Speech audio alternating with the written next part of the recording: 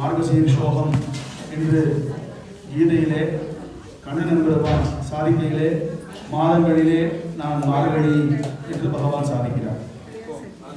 அந்த குழுமையை நம்மளால் உணர முடியும். பாக்கி மாதங்கள் இல்லாத சிறப்பு மார்கழிக்கு என்ன அப்படின்னா மார்கழி போல இருப்பான் பகவான். ஆக பகவான மார்கழியில் நம்மளால் உணர முடியும்.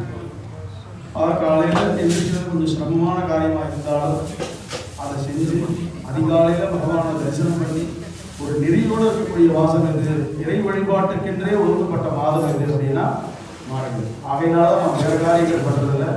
மார்கழி ரொம்ப வசதியான மாதம். அப்பேற்பட்ட மார்கழியிலே நடுநாயகமாக இருக்கக்கூடிய ஒரு தினம் வைகுண்ட ஏகாதசி. ஆக ஏகாதசிகள் என்று சொல்லப்போனால் ஒரு மாதத்திற்கு 2 முறை வரக்கூடியது ஏகாதசி.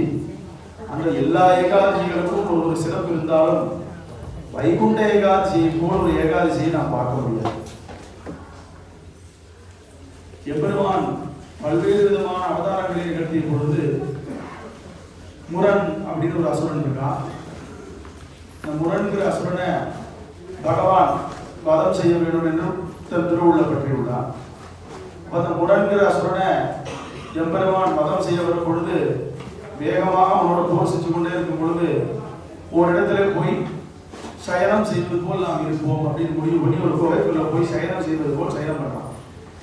அப்ப எம்பெருமான் அதை செய்யும் பொழுது எம்பெருமானுடைய திருவேணியிலிருந்து ஒரு தேவி பிறந்தார். அந்த தேவி அந்த முரண்கிற அசுரனோடு போரிட்டு அவளை வென்ற தினம் ஏகாதசி. ஆக அவளுக்கு ஏகாதசி தேவி என்று பெயர். எம்பெருமானுடைய திருமேனியிலிருந்து தோன்றியதால் எம்பெருமான் அவளுக்கு சில வரங்களை தருகிறார்.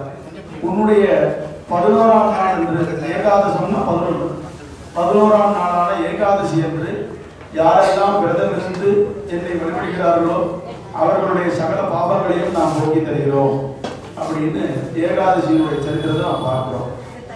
வைகுண்ட ஏகாதசிக்கு என்ன சிறப்பு அப்படின்னா முன்பொரு காலத்துல பிரம்மாவுக்கு அகங்காரம் வந்துவிட்டது. அப்போ அதற்கு லீலையை நிகழ்த்த வேண்டும் என்று எம்பெருமான் திருவுள்ள பற்றி மனு கைடவர்கள் என்று 2 அசுரர்களை எம்பெருமான் படைக்கிறார். எம்பெருமானுடைய கால துவாரங்களிலிருந்து வெளிவந்து அவர்கள் பிரம்மாவுக்கு சில பாடங்களை உணர்த்தினார்கள். பிறகு எம்பெருமானாலேயே தாங்கள் சம்ஹாரம் செய்யப்பட்டு எம்பெருமானை அடைய வேண்டும் என்று அவர்கள் பிரார்த்தித்தார்கள். அதற்கிணங்க பகவான் அவர்களை 1 மாதம் அவர்களோடு போரிட்டு அதன் பின் எங்களை தங்கள் திருவடி சேர்த்துக் கொள்ள வேண்டும் என்று கேட்டுக்கொண்டதற்கிணங்க எம்பெருமான் அவர்களை அதே பிரகாரம் செய்தார்.